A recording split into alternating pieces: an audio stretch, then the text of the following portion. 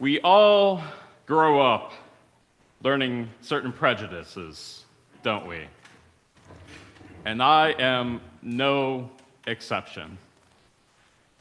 In combination of wider culture, maybe my family, there is a group of people that I just somehow got an innate sense of they always irritate me and annoy me and wish that they weren't here. And there is a term, a derogatory term for this group of people that even now to this day, despite my better angel telling me not to, comes to my head and sometimes to my mouth when they annoy me. And that term is cheesehead.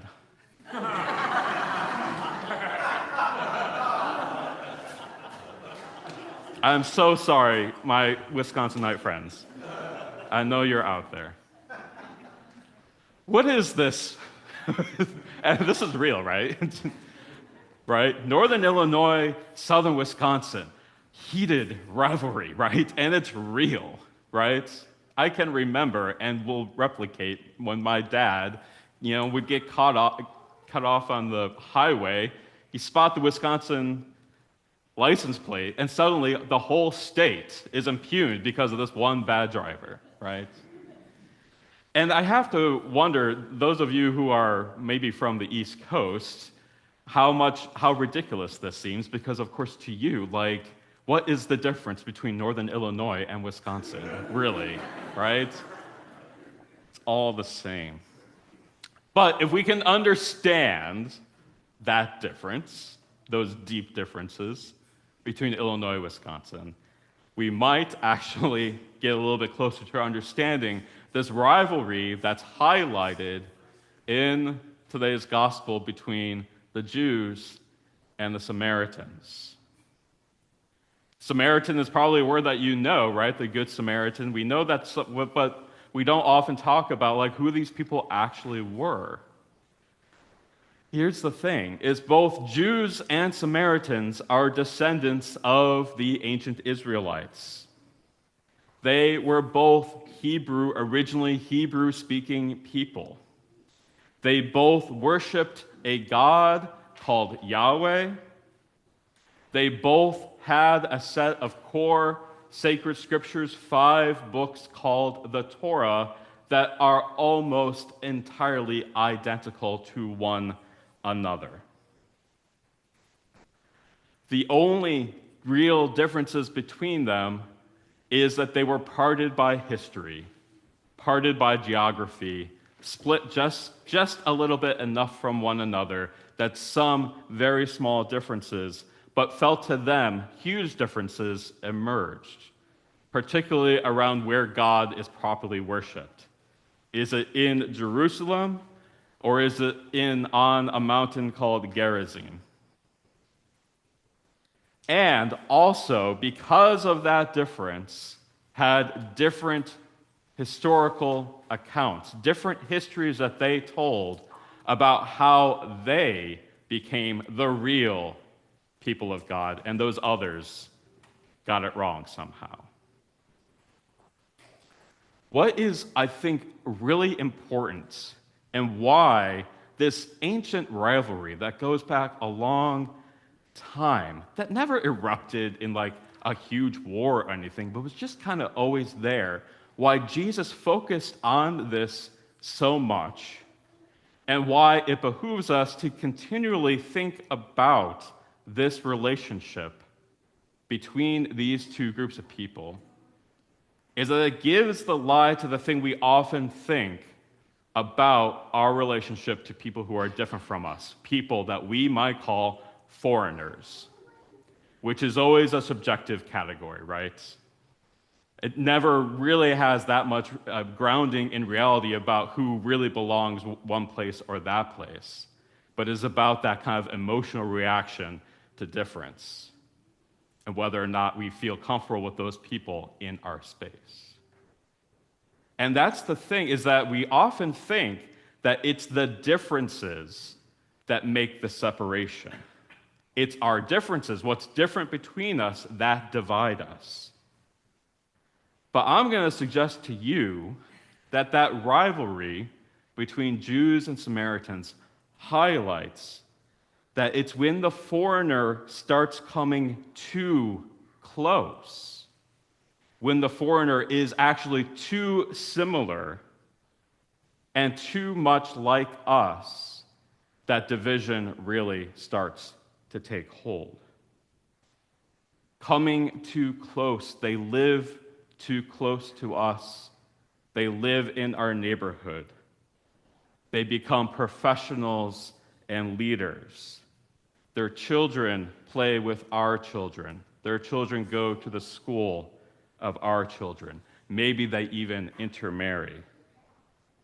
And they start telling their history of how things ended up the way they are, which doesn't always sit kindly and consistently with the history that we tell about ourselves.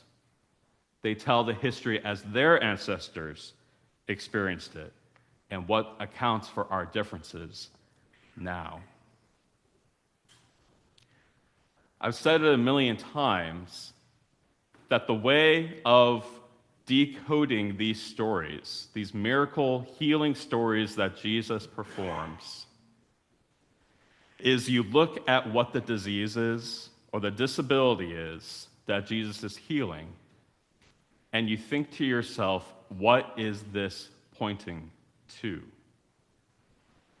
So today we have leprosy as the disease, as the thing that Jesus is carrying. So what is it about leprosy that has anything to do with this rivalry between Jews and Samaritans? So we're going to get a little bit into like first century medicine, which I know nothing about, but I'm going to report to you what I do know. So there, in Jewish law and Samaritan law, the term that we translate as leprosy was a very, very narrow kind of skin disease. It was basically just kind of like white spots in the skin, kind of a little less loss of melatonin, perhaps. Not melatonin. What's the other one? Melanin. Thank you. Very, very narrow, very, very particular thing. Almost nobody probably was ever actually diagnosed with this disease that the Jewish law and Samaritan law called leprosy. Fast forward, though, to the first century in Jesus' time, and the Greek word that we have in the New Testament, lepos, from which we get the term leprosy, is a much broader category of all sorts of different skin diseases. Could it be anything from psoriasis to what we now call Hansen's disease, which is the thing of where a bacteria takes hold and really disfigures and destroys the skin and causes necrosis so that bits of you actually start falling off because blood supply can't get to the skin. The question is which of these is Jesus talking about, and which of these are the 10 lepers afflicted with? We don't really know, but I think we should probably imagine that by this time, that narrow Jewish ritualistic idea of leprosy had gotten wider in the popular religion, such that even though somebody might not technically have leprosy, most people would still treat them in the same way that the law required. You following me? Okay. So what is that way? What is the thing about the Jewish prohibition about lepers? It all comes down to ritual purity and whether or not you can participate in the rituals of the temple. The law required that if you were diagnosed with this disease, that you had to remain and live outside of the community. You had to wear torn clothes and keep your hair all messy, and then you had to cover your mouth and shout unclean to people in order for them to stay away. That is the basic thing about what you do with lepers. You make sure that they cannot come too close. Starting to see a connection here? Thank you. Yes, in healing this disease that causes this kind of division in the community, at the very least, maybe Jesus is showing that it's God's desire and God's power to heal that division between Jews and Samaritans, and maybe even every other similar instance where the closeness of foreigners is the cause of deeper division and resentment, suspicion, and even violence. But we can take it a couple of levels deeper than that about what is leprosy telling us about this human phenomenon. Is there another way that leprosy might be like this proclivity for us to make sure that foreigners don't get too close, whoever those foreigners happen to be for us? Well, getting back to that narrower Jewish idea and Samaritan idea of what leprosy was, we might think that in Jesus' topsy-turvy way, it is we, when we push the foreigner away, who become unclean. That we, in doing this unloving thing, and this thing that goes contrary to God's purpose in the world, we then become unfit to participate in God's household and in God's worship. But that feels a little judgy. So I'm going to expand it, as I like to do, with what is it actually doing to us? Not just what is the wrongdoing that makes us unworthy, but how is this actually destroying and corrupting our own souls?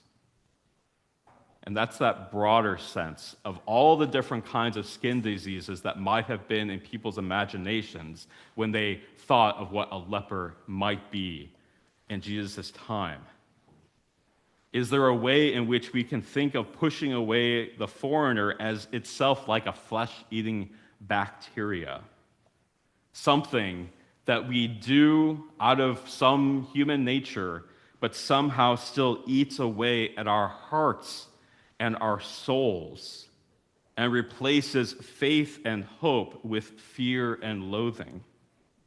Is there a way we can understand that it creates an unbearable pain and agony in us because it absorbs and consumes our entire lives with this obsession? Is there a way we can understand it as disfiguring us, disfiguring our faces, so that we are no longer recognized as the loving, faithful, and courageous people that people thought that we were?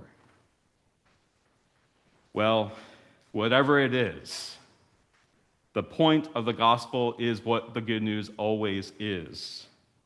If this is our affliction, then we, like those lepers, have but to ask for mercy, because this too, the power of God can heal.